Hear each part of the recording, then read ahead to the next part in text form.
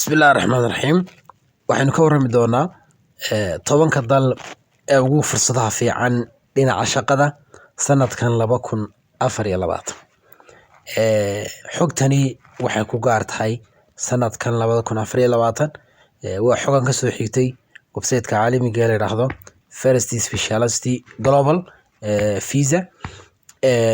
waxa dhici karta xogo kuwan ka duwan in dad kale ay sameeyaan ama website kale iyo khubaro kale ay sameeyaan oo ay ka duwanaato balse waxaan hoosta ka xariiqayaa kani waa kii ugu macquulsanaa ee aan arkay dunida waqtiyo ka hor xogaa ka hor waxa inta badan caan ahayd qofka inuu ka shaqeeyo halka uu ku dhashay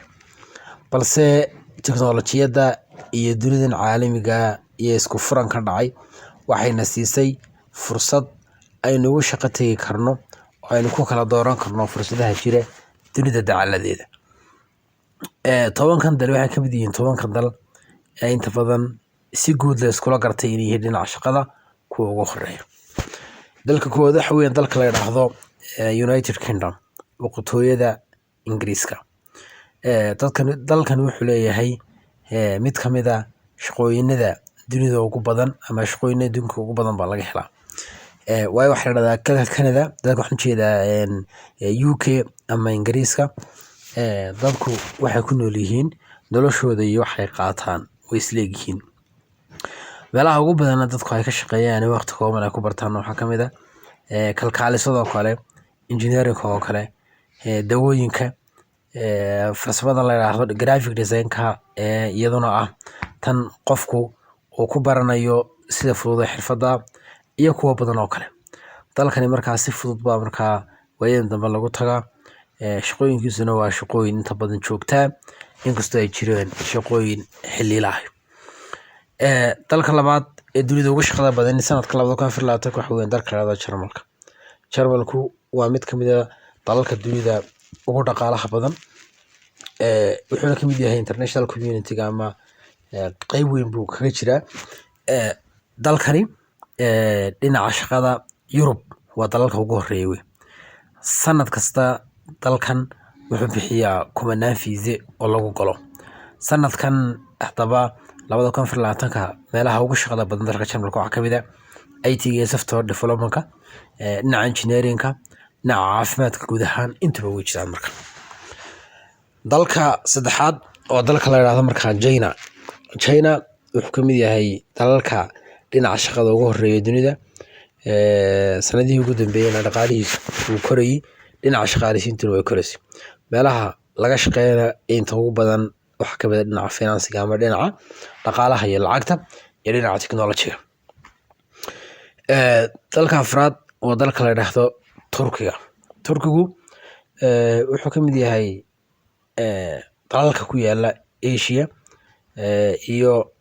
u dhaxeeya Yurub qaybna waxa ku taala Yurub qaybna waxa ku taala Asia hadaba shaqooyin fiican oo wuxuu leeyahay markaa kala duwan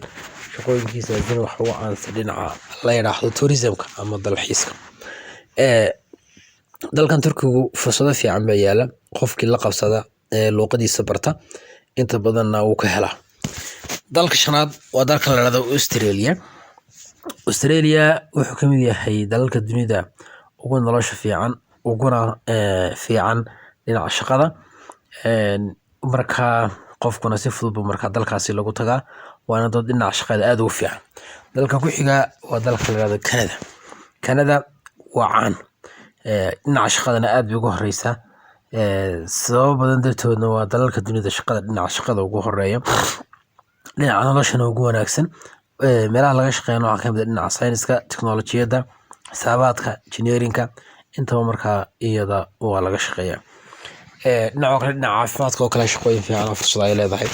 dhinaca transportation-ka iyo gaadiidkana way leedahay dhinaca ganacsiga laftiisana chance fiican buu dalkaasi u leeyahay dalka ku xiga oo dalka la yiraahdo Faransiisku wuxuu ka mid yahay dalalka dhinaca shaqada ugu horeeya dunida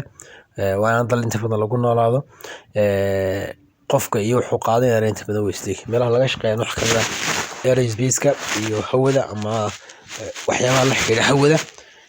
wax kale dhinaca farmasiyada iyo dawooyinkana aad looga shaqeeyaa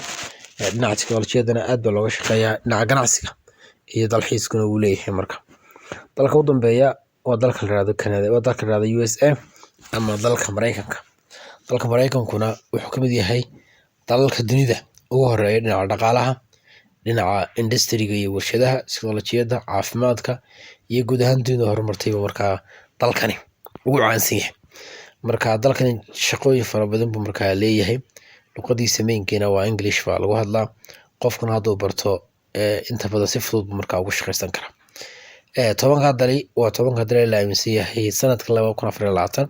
dhaatooyinkii u dambeeyay ama xogihiisa u dambeeyay soo baxay ee dhinaca shaqada ugu horeeyaan. Kuwa kalena markaa way jiri karaan. Muhiim aha dhinacan waa sida aan ugu kala horreysiyeen 1 iyo 2 iyo 3 xuri. Waxaa dhici karta in hoostaba laga soo bilaabo number 1 uu noqdo dalka hooseeya u dambeysay USA ama Mareykanku. Waxaa dhici karta